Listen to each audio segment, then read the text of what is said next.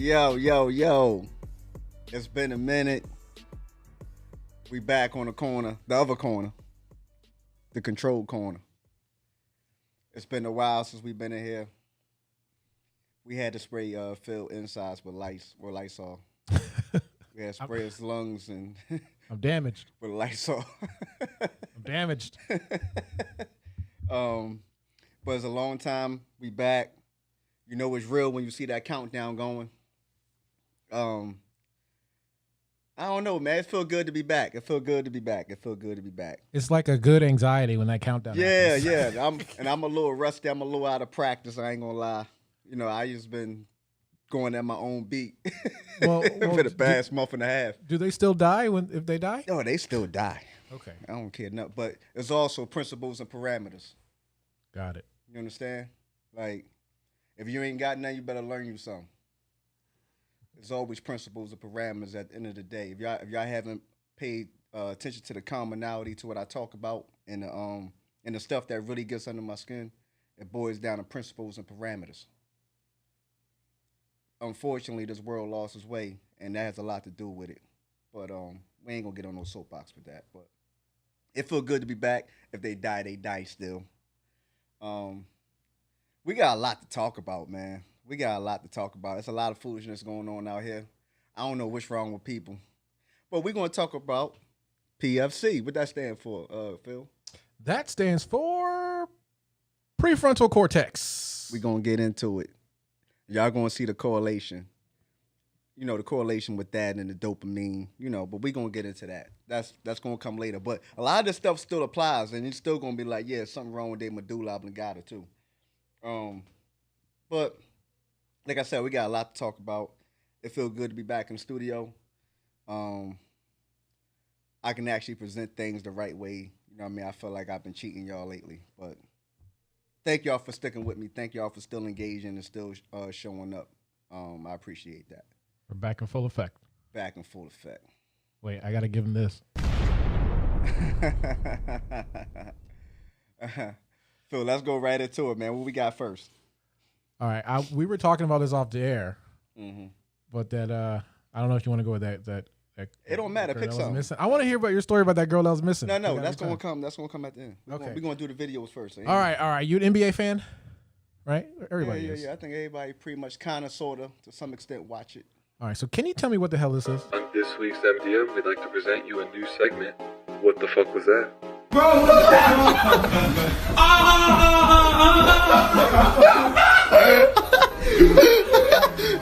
Jayla Green, what the fuck was that? Yeah, play that again. Oh, no. Yeah, play that again. On this week's MDM, we'd like to present you a new segment. What the fuck was that?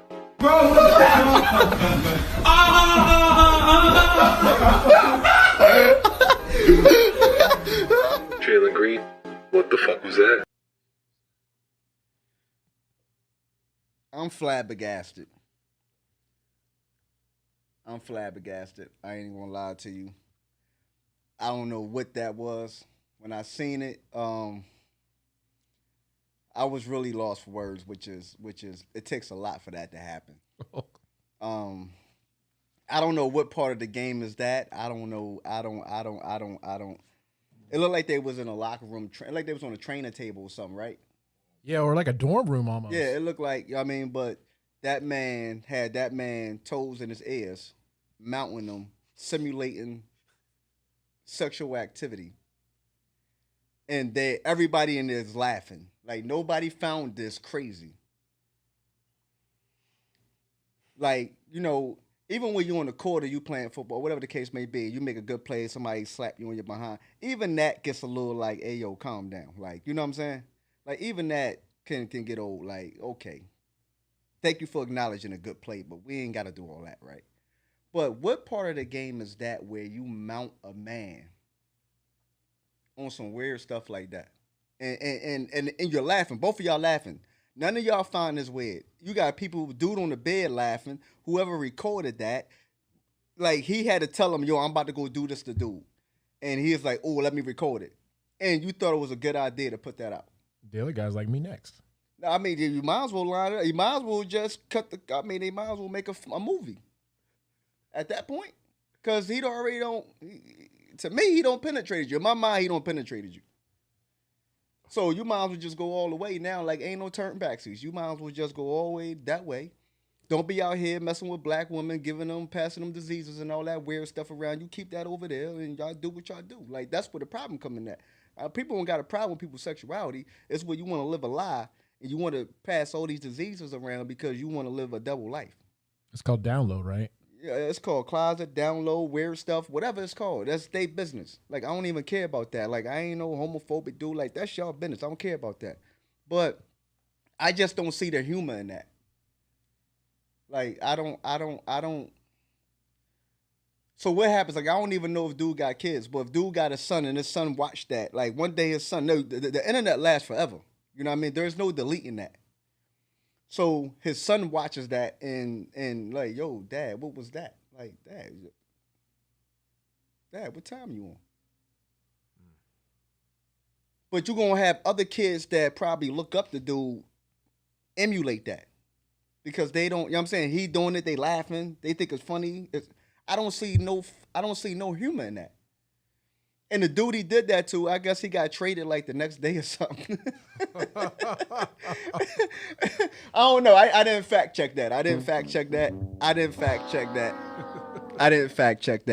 But I seen a little short somebody posted it and was like, yeah, and he got mounted by Jayla Green and he got traded the next day or something like that. You sent me that cold too, so I'm clicking that thinking, oh, it's basketball stuff, and then I'm like, oh.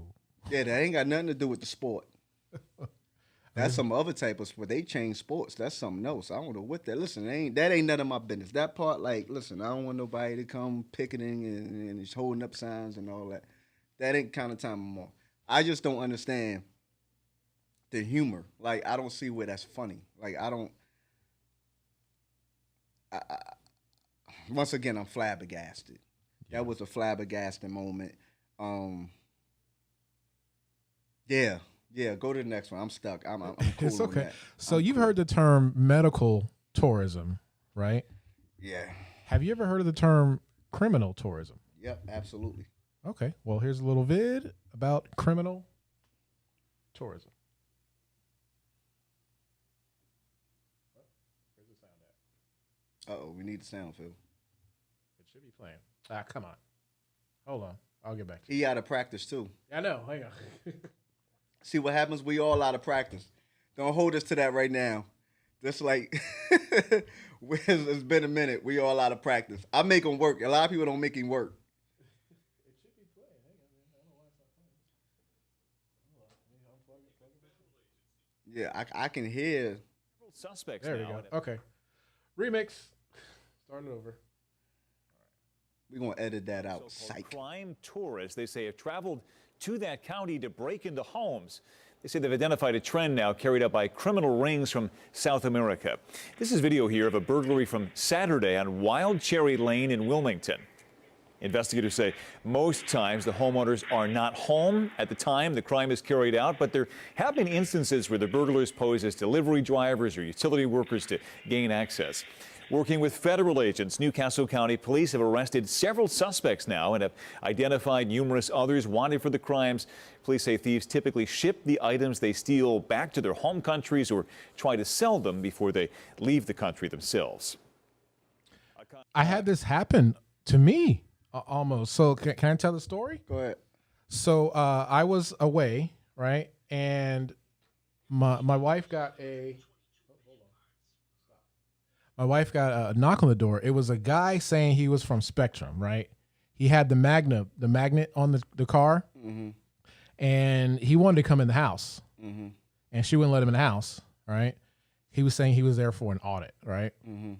And so he's walking around the house, even though she told him to leave. He's walking around the house like he's scoping out the house, and he doesn't leave. So I end up calling. She calls the police. And, he leaves, whatever. But I call Spectrum and I asked them, did you send someone to my house? And they're like, nope. Nah, so what people got to be careful. And this has been going on forever. This isn't new. It's new to y'all. It's probably new to a lot of y'all. You have people that they're able to obtain city worker uniforms, right? Whether it's like the water company, gas company, electric company, depending on where you live at, you know what I mean? Um, but they have the utility worker uniforms. They posing like, yeah, we coming to read your gas meter, or we coming to do A, B, C, or D, and the whole time they coming in to rob you at gunpoint, right? All they want you to do is open the door. So as soon as you open that, unlock that screen door, if you got a screen door, or lock that front door, they putting a gun in your face and they robbing you, right? So that's one side of it.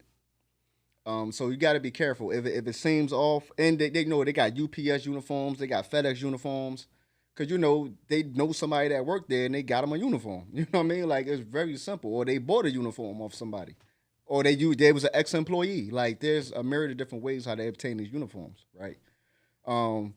But if it feels wrong, if it feels off, it's probably off, right? And a lot of women have been victims of this, right? It's the same thing with women driving at night, or the women driving and someone taps the back of your car and gets you to pull over just to carjack you. You know what I mean? Kidnap you, whatever the case may be. So you got to be very, very careful. So with the tourism one, there's a couple different things that you can do to protect yourself. You have, and this has been going on too. This isn't nothing new.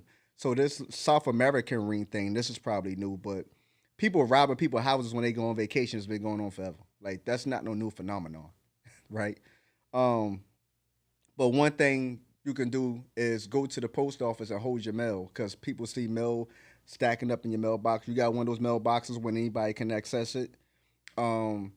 If you got, in the city, you got the door slot, you can see eventually the mail going to come, a piece of mail probably going to come from underneath the door. You know what I mean? So what you can do is go down to the post office, hold your mail, and you got to be careful with that, because that be an inside job too sometimes, because the postman put his peoples on to the fact that you got your mail held for X amount of days, more likely you're going out of town, right? But that's still probably the safest method though. Go down to the post office to get your mail held so your mail don't pile up. Set your lights on automatic timers. And kind of change it up throughout the days. Don't have it at the same time every day, right? Yeah, and make sure your camera game is in order, right? I had to buy one now. But I would tell people don't buy internal cameras. Don't, because only way you get an internal camera if you don't have it connected to like a Wi-Fi or something. But if you have internal cameras, don't connect them to a Wi-Fi. Wait, how come? Because people can hack into your Wi-Fi. People can hack into your camera. Anything that come across a network is hackable. Great. Right? So I would stick to the external cameras. I would make sure that's legit. That's A1. And most external cameras today, they got sound on them, right? So you could tell somebody's trying to break the door down, somebody's breaking the window. Like, so them, once they in your house, you don't need to see what they stealing in your house. They stealing your shit. Like, you don't need to know, oh, yeah, they stealing. Like, yeah, they broke in your house to steal. They ain't breaking your house to eat or to walk around. They broke in your house to take something. So once they penetrate your home, call 911 at that point. You know what I mean? But yeah, I'm not a fan of internal cameras. Like I said, if you get internal cameras, don't put them across the network. Yeah, but that's what you could do to protect yourself. That's been going on forever. That ain't nothing new. And you could also get somebody that you trust, you know what I mean, to go and check on your house, you know what I mean? And don't be putting on social media that you're going on vacation. Yeah. Stop telling your business. Y'all talk too much. My social media is very vanilla. Like, don't be on there talking about what school your kids go to and all that other goofy stuff. Like, don't be on social media with the wildness, man. Like, keep some stuff to yourself. You don't got to put your whole life on social media. Yeah, I'm going 14 days. I'm going backpacking through Europe. Good looking. I got 14 days. I can take my time and rob you. That's all that says. You know what I mean? So, and then you start telling your business of who all going to go with you, so that they go rob everybody else's house too. You know what I mean? Like keep some stuff to yourself, man. But those are little baseline tricks that you can do today without much thought. You can fix today, and govern yourself accordingly. What we got next, Phil? So you ever play the game GTA? Nah, I was never Grand Theft Auto dude. But you know what it is. I heard about it. Right, it's pretty much chaos on the road. So let me ask you this. Have you ever seen an 8-year-old driving a car? Yes, absolutely. I was. Oh, that was you. So this is A footage car of theft you. in Montgomery leads to a police chase, and tonight NPD says the person responsible is an 8-year-old boy. What's more, police say that child driver was also armed and is now accused of a carjacking that was caught on video. A witness captured this video of the child driving off in the stolen car. We spoke to that person about what he saw. Anchor Sally Pitts with his firsthand account and new information from police. Hey Google, call the Montgomery Police Department. Witness video shows what police say is an 8-year-old driving a stolen car. The witness said he saw the child hit another car and then drive off. I just naturally kind of wanted to follow him because I didn't think it was right for him to just get away with hitting someone. But as I was following him, I realized at some point it was a little boy. The witness said he continued to follow the car, and at one point it turned onto the boulevard going in the wrong direction. Yeah, he picked up some adults on Norman Bridge Road. It was 2 guys, and they just wanted a ride to, I think, American Deli. And so I followed them there. I kind of kept my distance. The witness called police, who tried to pull over the child. Officers say he refused to stop. During the chase, police say the 8-year-old driver crashed in the area of West Fairview Avenue and South Court Street. No one was hurt, but this witness fears it could have ended differently. Okay, you can end that. Oh. Yeah. No, okay, caveat. Let me tell a complete story. One, I didn't carjack nobody. And I was 5 and my step pop was there. You know what I mean? Nah, but kids are getting younger and younger doing this foolishness. Like something just happened with a 12 and 10-year-old crashed a stolen car. They getting younger and younger. It's not surprising. Parents, keep your keys under strict view. You know what I mean? Like just don't be leaving your keys laying around. Don't be leaving your firearms laying around. You know what kind of kids you got. Be honest about your kids. They got a PFC problem that we're going to talk about later. Right? But I just thought that was fun. One, I thought it was funny when he said he picked up people on the way, so he turned it to an Uber. But he didn't realize the deli don't sell juicy juice. That's probably where he was going there. Like, that was crazy. Like I said, the part where he said, yeah, he picked up a couple of adults. They wanted to ride to the deli. Neither one of them said, hey, yo, young boy, let me drive. Like, neither one of them thought to say that, right? But I guess they figured they're not going to drive a stolen car. I guess that's what their logic and math was. I don't know. Can you would they give them a DUI if they were drunk, even though an 8-year-old was driving? You know what I mean? I don't know. That's a good legal question. I don't know. I mean, they should get charged with something. Right? You know what I mean?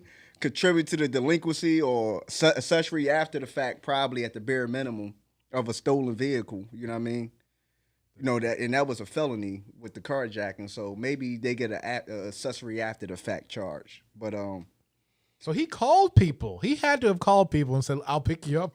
Hey man, I don't know what he. Yeah, listen. Young boy is too advanced. Like, I don't know who he been around, but the fact that he was 8 and yeah, he was doing this thing, I guess. I mean, though he don't crash into people and mess people cars up. I mean, he already got a suspended license at 8. Because I know you get a suspended license, right? You do realize that, right? You can get driving infractions even when you don't have a license. Oh. Yeah, people don't realize that. But so now he's 8 years old. He's 8-year-old with a crash and a suspended license. Speeding charges, reckless driving charges. That's insane, man. Before he even get a permit. That's crazy. Wow. Yeah. So how do you feel about isn't there a law about the police can't just walk into your house? Man, listen. You're supposed to have constitutional rights, right to privacy, right to not have an improper search and seizure. Like, there's several different laws out there that's supposed to protect you, but play that.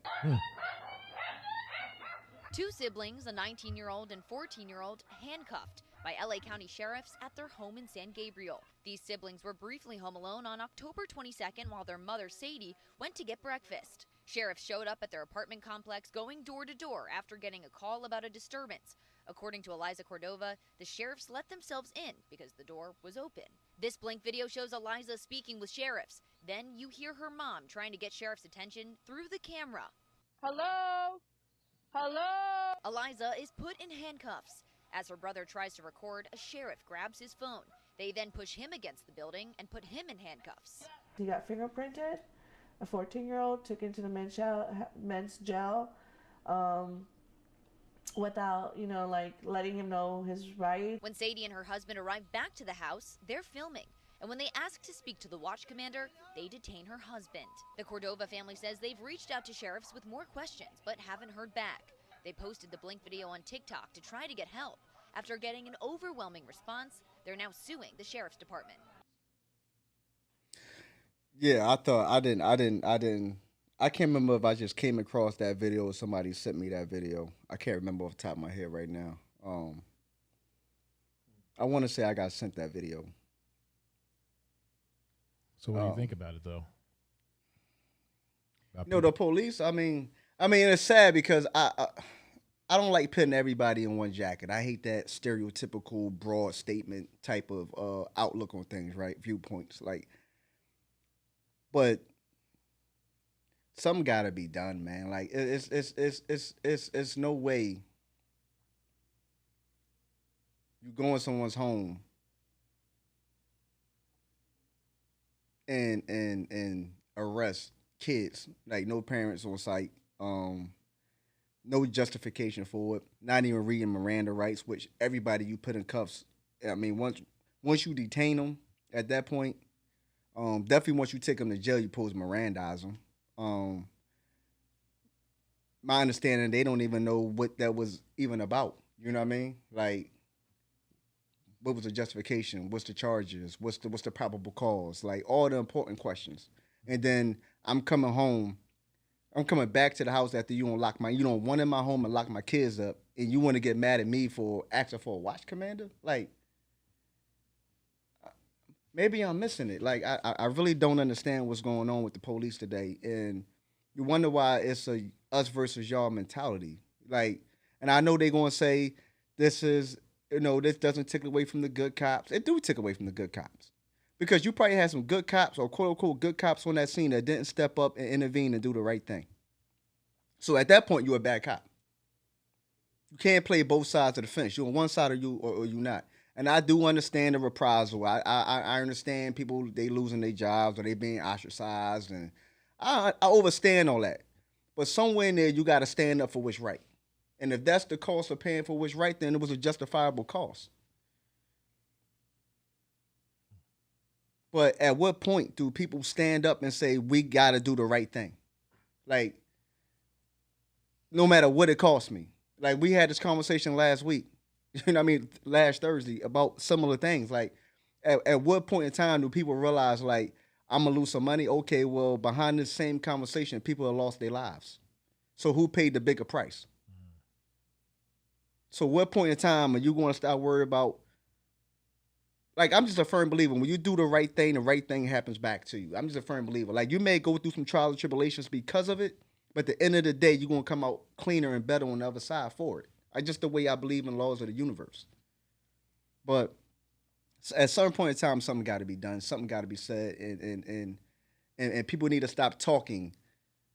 There's a lot of talk for a while. As, we doing this initiative, or we creating this, It's a lot of talk. But the actions are still, and it's a whole nother video out there I just watched, or something similar, right, that happened in the last week or so. So these are not outliers. These are not, you know what I mean? I can understand, like, I can compartmentalize things. I can look at things in a vacuum. But when it's a repetitive over and over, same story, same song, like, at what point in time is it like, okay, no, we just messed up. We got to do better. At what point in time is that the conversation? At what point in time do you say, yeah, he a bad cop, but we need to get him off the force? And I understand certain places got unions and all that, and the unions, and some police unions are the most powerful union in that town. I understand it. I get it. But that piece of crap at that union head need to be checked too, and something need to be done about that. Like, y'all need to fight the real fights. Y'all scared to fight the real fights. So until y'all do, don't expect us to do nothing different. I'm done off of that. All right, before we can get into our main topic, I gotta show us one more time. This week's MDM, we'd like to present you a new segment. What the fuck was that?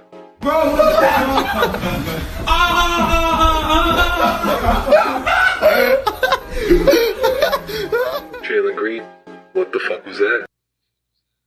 Okay, sorry. Nah, we not. We got something else to talk about. All right. We gotta show some love to people who show love to you. Oh no, right? not yet. Not yet. All right. The young lady in Alabama. There we go. What's her name? Carly. Carly, yeah. I don't know her last name, but it's Carly. Carly Russell. Carly. Carlita, I think her actual name is, or something like that. Call her Carly for short. So anybody that don't know what happened, it was like a Thursday. It was like dumb late in the day, at night. Pitch black, bunch of cars on the road. She supposed to have pulled over because she seen a Tyler walking on the highway. She's on the phone with 911 to report that this is going on. And during the course of this, she's supposed to have got abducted. And by the time the police got to the scene minutes later, they found a cell phone. They found evidence that she was there, but she wasn't there, right? Which led to a search, believing she was abducted, whatever the case may be. Her family out there pleading with her to return home safe, and a bunch of news coverage, right? You literally had to be under a rock if you ain't hear about this story. 2 days later, 48 hours later, she walked in the house like pretty much like she ain't been missing for 48 hours, right? So, first thing you think about, is they found her. Oh, that's straight. They found her. She's home safe. Yada. Like, glad she's safe, right? Because there's like over 40,000 black missing women in this country. But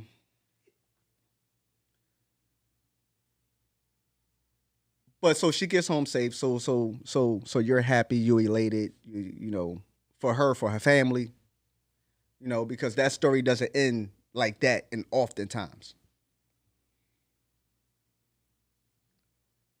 I got to call foul on the play. None of the story, when you really unpack it and you start analyzing it, it doesn't make any sense. It's almost like the Jussie Smollett story. It's like, the initial reaction is a black woman, something happened to her. This is common. This is really becoming common, right? So you like another black woman, another young black woman, everything, all intents and purposes on the surface, that look like she's on the up and up. She's a nurse, I thought a nursing student or something to that effect. Well, whatever she was supposed to have been. But they got a bunch of pictures with her in scrubs. So I guess she was just wearing scrubs. So that was a trick shot.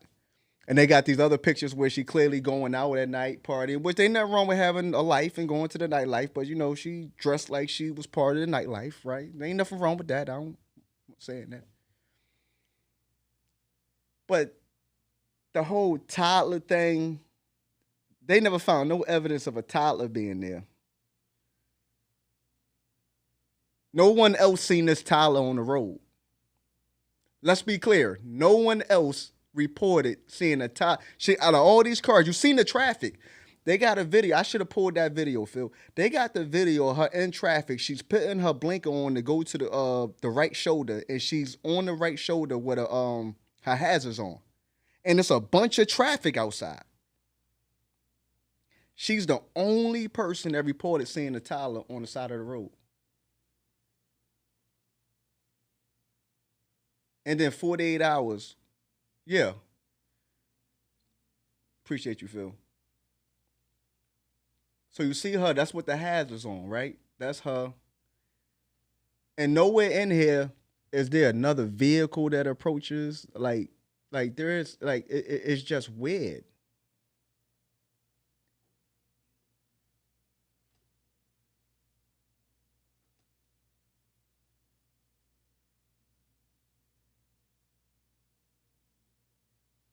So did she just throw her phone out of the window or something? I don't know. It's weird. It I don't know if she walked across the field. So that's her. She got out the car. I think you can see when she got out the car. She's on the left. She's on the right side of the vehicle. I think that's the door that opened.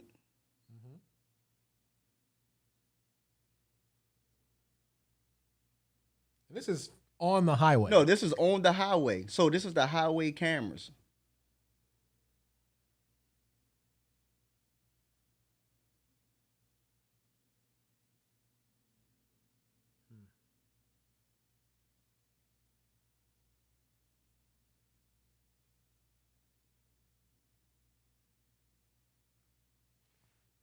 Yeah, you can cut that. That's pretty much all that's really the same. You can cut that. But yeah, once again, I'm flabbergasted because I don't want to be insensitive if something really did happen to her, but it just mathematically isn't making any sense to say something happened to her. Who reported her missing? Her family did? Her family reported her missing. Well, it was all in concert with 911 because she called 911 about a toddler walking on the highway. So all that was connected together. You know what I mean? So yeah, like it doesn't make any sense. Like I said, they took her to the hospital. After she went home, they took her to the hospital for evaluation. I ain't hear nothing that came out of that. But then the internet going crazy with people that's from there saying this and that about her. I don't spread that kind of stuff. I can't verify the sources. But they're not talking favorably about her. I will say that. Like, you want to do your own research of the Alabama Times, what they saying about her. You can take your time out and read what they're actually saying about her. Pick up your local Bama Jamma. Yeah, like I'm not, I don't do the gossip talk. I don't do none of that. If I can't verify that, I ain't gonna repeat it. But yeah, it's just weird to me, and I hope it's not a Jesse Smollett type situation, because that's the first person you think of. And black people, I know we not starving for that much attention. We don't need it. I know we ain't starving. We got so much stuff we can pick from that's real that we ain't got to make nothing up. That's asinine. But yeah, I wasn't going to talk about that, but I wouldn't have been me myself if I ain't talk about that. So I had to let that one go. But the last thing I want to talk about before the main topic is this. What do you really think the chances is that you can get cocaine into the White House and leave it somewhere and nobody not know that's your cocaine? 0. I thought that was very interesting, right?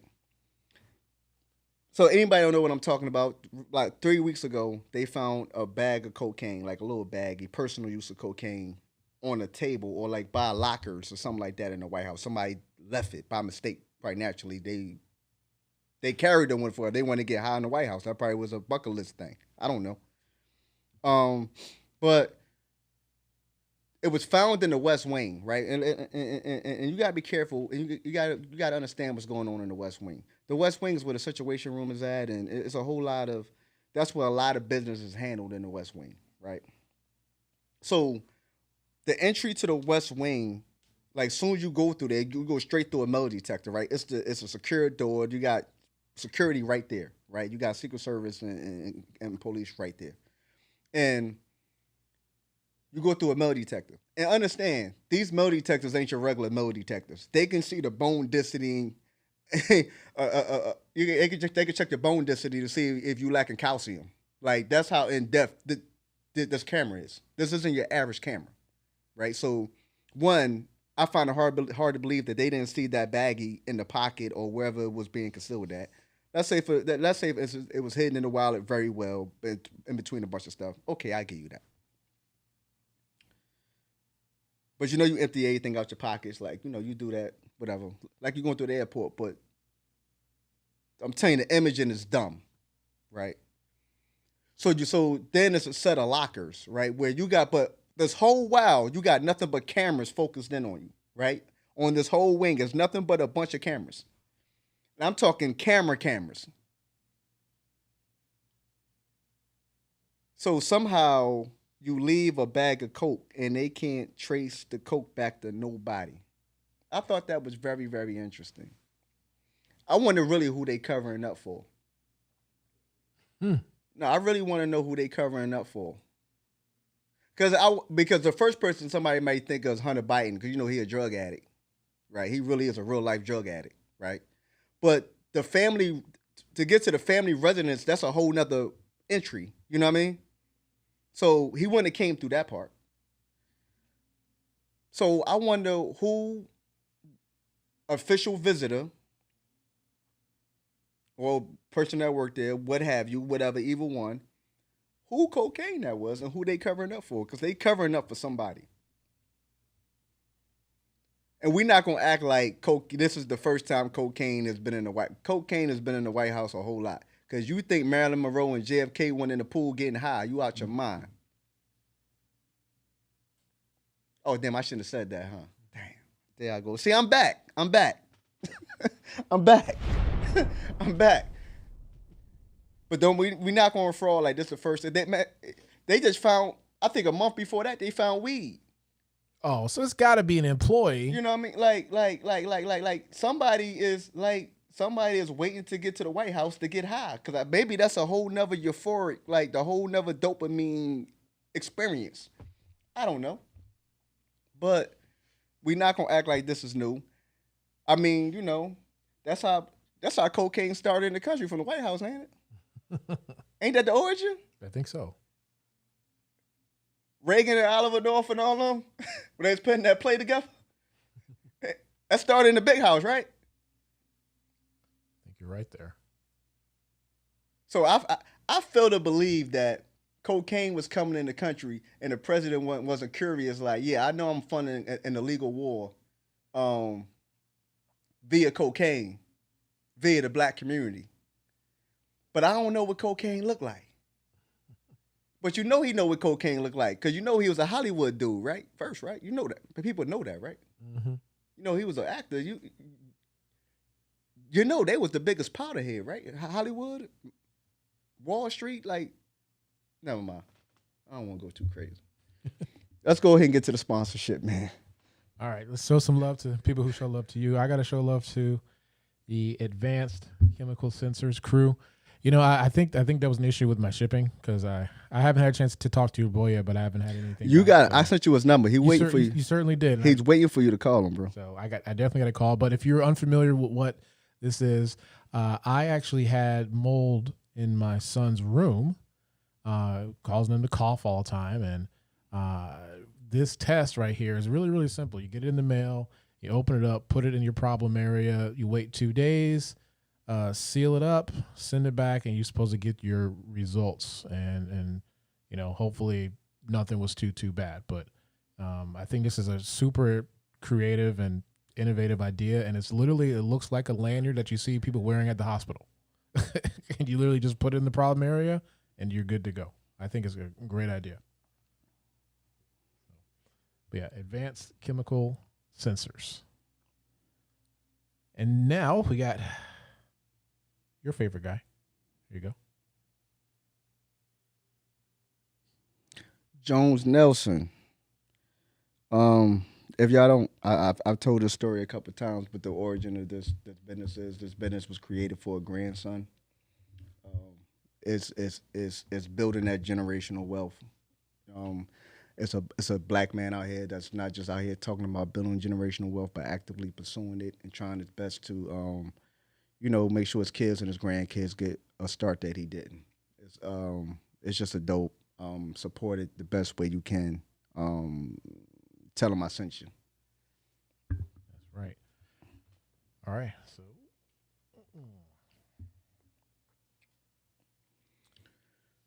Prefrontal cortex. Let's go. If you're under great stress, the communication between prefrontal cortex and the amygdala breaks down. So 1 week of stress in preparation for a major exam at the university will disrupt the communication between prefrontal cortex and the amygdala. Now it comes back when the stress is over. But while you're under that stress, prefrontal cortex is not able to calm the amygdala down the way it normally would. If you have enormous stress growing up, then it affects brain development. And so you get a situation where the child grows up to be an adult who's hypervigilant, who's very easily aroused and very anxious. because the communication between prefrontal cortex and the amygdala didn't develop properly because of the stress the child was under. And when you see people recover from extreme stress or PTSD, I think what we're seeing is the communication between prefrontal and the amygdala being restored. We don't have the data to show that what's happening in the brain when you recover, but we do have the data to show what happens from the early stress. Okay, we gotta do all that. So for those that joined me last week, I kind of was talking about the correlation with growing up in certain environments and the toll that it takes on your brain from a development standpoint or lack thereof. The blockages that it creates. The stress. I think stress is one of the outliers that isn't talked about enough. You know, we talk about PTSD, we talk about anxiety, we talk about depression, but we don't talk about stress. And it is very, very stressful, right? When you got to peek out your door before you leave out the house, when you got to watch every single thing around you and be mindful of every single thing around you at all times, that's stress. When you know that it's a good chance you may not walk back in the house when you leave the house, that's stress. You know what I mean? Like for a myriad of different reasons, right? But that's stress. That takes a toll. That directly as well impacts your brain. Young and old, no matter what your age is, right? So when you think about those people that, well, first of all, that's going too fast. Prefrontal cortex, right? Why is that important? The prefrontal cortex houses things such as your learning and development. It's actually called like the executive decision part of your brain, right? Decision-making part of your brain. Because that's where a lot of your reasoning comes from, right? That's what a lot of things that you see, you process it and you react according to that, right? Your learning, your reasoning, your memory. What else can I think of that's important? And that's directly tied. It's a direct pathway to your dopamine, right? Which we're going to talk about. All that's connected, right? Did you say decision making? Decision making. Fact. Yeah, decision making. And we know decision making. We talking about your impulses, like your impulses, right? Impulsive, erratic, right? Irrational, rational. So all that's part of your prefrontal cortex. That's what houses that. That's what we for a while is memory, right? When we or process of information, right? Let's stick to process of information, right? Where we determine whether or not something is going to be, if something was a good experience, right? It is a pathway directly to your dopamine. Your dopamine releases indicators that says, yes, I got what I was looking for with that experience, right? Your prefrontal cortex is going to remember that. And your prefrontal cortex is going to chase whatever that was. If it was to that magnitude, if you got it, like, because some people have naturally addictive personalities, right? They're more subjective to it than the next person, right? Some people. And your memory is going to, your prefrontal cortex, which houses your memory, is going to remember that experience and say, yeah. Let me double back for that again so I can get that same feeling, so the same dopamines can be released, right? So that's how you get cocaine addiction, alcohol addiction, tobacco addiction. It sounds crazy enough, but you come addicted to high-risk behavior, right? Whether it's speeding, violence, bungee jumping, parachute, all of that is part of the same part of your brain in the dopamine. So we're going to show how your brain actually changes according to whatever your vices are. Let's go through some of them images, Phil. All right. This one is just the relaxed and then stressed. All right. One more. This is healthy, and then that's a drug user there.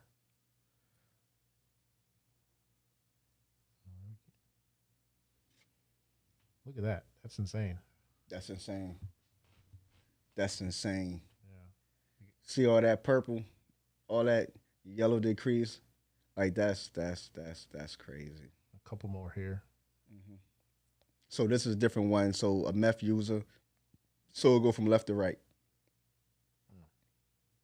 Or what it should look like versus what it looks like when you start Dude, having an addiction. just the meth one, there's like, But you see how the meth one look like your brain got scrambled. yeah. Yeah. Oh my goodness. All right, a couple more here. But you see heroin, you see alcohol, right? And we're going to unpack that, right? Because you look at depression. Wow. One more here. And this was the best one I could find with PTSD. And I know some people are going to get mad at me before I say this, but it's some people who live in those environments, their brains look like this without ever seeing a day of actual combat for a while military service. I know some of y'all, I did both. So I can honestly say, put that back up. I can honestly say that this does impact you, right? So imagine that kid or that person who's living in that environment, and you can see the deterioration and the manipulation of the brain. So imagine kids that are young, their brains looking like this. Well, their brains ain't even developed yet. They still in development stages. So before it was even able to develop, it was destroyed. All right. So You want to see the baby? nah, not yet. We're going to double back. We're going to do that. But so when it comes to, like I said, the dopamine, right? So this also controls your emotional functions, planning and organizing, like this, but this is like the executive action part of your brain, right? So what happens is that over the course of time with the drug use, like I said, when it hits the dopamine's released and your body says, oh yeah, I like this feeling. Your body chases that feeling. The more you use, the more, the higher your tolerance is going to be, and the more you have to use in order to get that same feeling that you're probably never going to get. That initial feeling, anybody that ever did drugs that told me they did like cocaine or heroin or got high like that, like high, I ain't talking weed. I'm talking cocaine, crack, heroin, angel dust, stuff like that. They chasing that first high. It was so euphoric and it was so powerful. They never felt a sensation like that they chased that high that they're never going to feel to that same magnitude, right? So you're using over and over, and now your body needs more to get just to even feel anything that you want to feel, right? And that directly leads to crazy addiction and overdosing. That's how them things come about. Alcohol is kind of the same way, right? But but with alcohol, the trick shot is that feeling lasts longer. So it tricks your brain into thinking like, because it's a natural depressant, right? You understand alcohol is a depressant. So, but it tricks your body into thinking like, oh, I feel good and I'm feeling good for this length of time. I like that feeling. I'm gonna keep doing that, right? It works the same way, right? So that's why everybody know alcohol is a real addiction. Tobacco is the same way. When your body has to have that caffeine, or you're going to get the shakes, you know what I mean? Your body works. All that works the same way. Like, let's not get nothing twisted on that. Let's keep it a buck. And the correlation what I brought to last week was people impacting their kids with this because they're doing these vices while the baby's in the utero. You know what I'm saying? Like, so show that picture of the images of the baby brain. So prenatal is on prenatal exposed is on the left. B is a regular baby, no foreign matter introduced. So this is when the baby is actually in the utero of the impact that tobacco, alcohol, drugs, stress, right? Stress as well. Like, people don't think about that as being a part of impacting a baby's brain and development. But remember, if you're stressed, the baby's going to get all the effects that you're going through that you're going to transfer to that baby, right? Even when that baby's born, you can impact, as you can see, you can impact the baby's brain and for a while it not being properly developed at that age. Does it recover though, or no? No, you can recover. So, but with certain things, right? You got to understand, like with certain things, when you do things for a certain amount of time, your brain ain't gonna recover, but so much. Like you're going to have lasting effects, right? That's unavoidable. You can get better. Meditation, exercising. I think meditation was one of the most underrated things on the planet. Like meditation literally releases negative energy from your body. Like that's what it's designed to do. It's like a reset. You know what I mean? So through the course of time with doing these things on a regular basis, continuously, you can get better. You may not never be what it should be, but it can be better. So, like I said last week when I was talking about this conversation, I just want to show the imagery this week and further explore on why I said exactly what I said for a while. Is if you're doing these vices when that baby in the womb, you fucking that baby up. I don't care. Ain't no way for me to say that. It's not well, doctor said this. No, it can't be both ways. Alcohol is alcohol. Tobacco is tobacco. Drugs is drugs. Like, we not going to play that game. Like, it is what it is. So these are the things that we have to consider, and them babies that already been heavy exposed, but they've been exposed to, they ain't no, you know what I'm saying, like, they crack babies. Like I said it last week, and I know somebody probably got mad at me. Like I said, at least 70%, if you was born in the 70s, the 80s, to the mid-90s, it's more than a 70% chance you're a crack baby. I don't care. If your mother or your father was outside in them streets like that, it's a good chance there was a crack baby. I dare somebody to challenge me on that. Now I get the real number, and that's really going to piss you off. I'm being calm when I say 70%.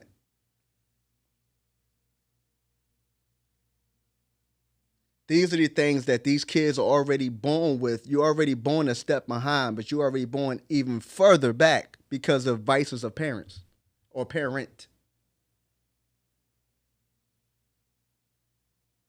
And you wonder why so much violence. You know what I mean? Like,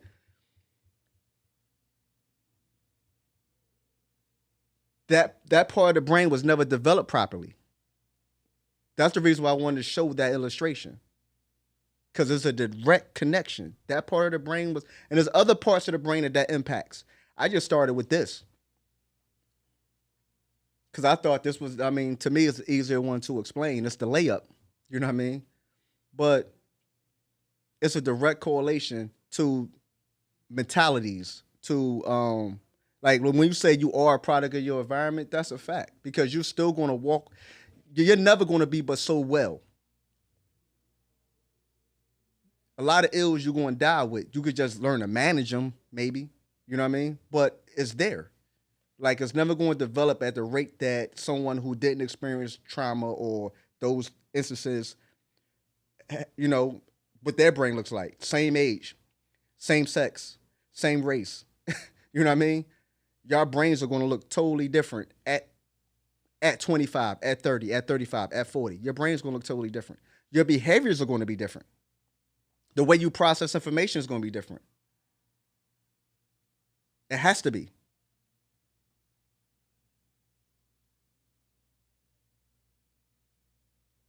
So these are the things that when we start talking about how do we fix these communities, that's why I said people are so far out of whack that they're not even starting at the grassroots issues. We can't start at economics. There's no way you can start at economics. Because in a lot of cases, more economics is going to mean more bloodshed. It just is what it is. More money is going to be more problems if you don't fix the root issues. The reasoning, planning and organizing, like everything within that prefrontal cortex, you gotta fix that. That old saying, get your mind right. Yeah, you got to get your mind right first. We got to fix black women and black men relationships, that institution first. Because if y'all don't think that institution is fractured, you out of your rabbit ass mind.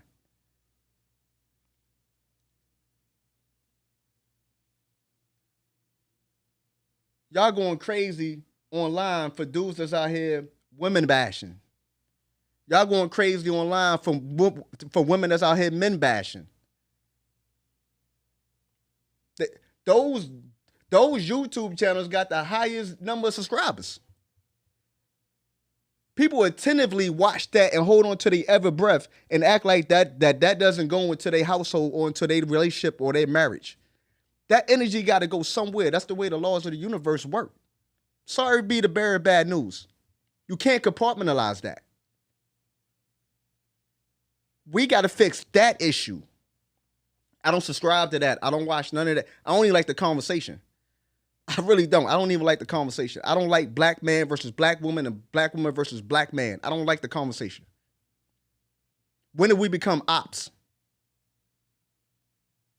We talking about fixing the community. You got to start there. These are the issues you got to start with. You're bringing a wagon before the horse, G.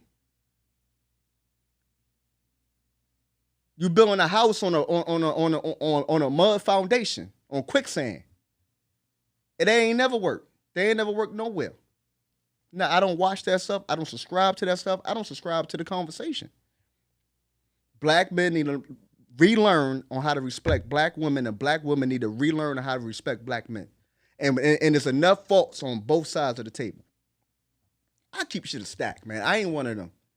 I tell the truth. I ain't here to be for nobody to say, oh, yeah, I ain't here for that. I ain't here for the likes. I told y'all. I'm here to tell the truth. Fix your prefrontal cortex.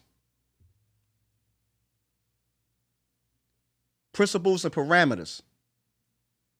Until that happens, we ain't never fixing the black community. Ever. I don't care how much money get introduced. Because the money is a part of the problem. We got plenty of other grassroots issues that we need to tackle first and get to. We let the government come in and divide us. We allowed that to happen. Because you had bum dudes that was cool. Well, you had women that was cool, but saying, yeah, I don't need my baby daddy. And you had baby daddies cool with saying, yeah, get that Section 8 for $15 a month, so I ain't really got to do much. I can get $15. I know I can't be there doing an inspection, but that's cool. Both sides was cool with that. It's not just one side. Both sides was cool with that.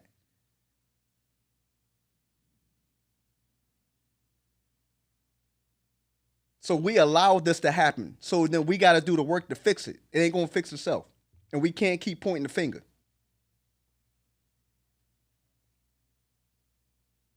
Do right by these babies. Do right by each other. I'll see y'all next week.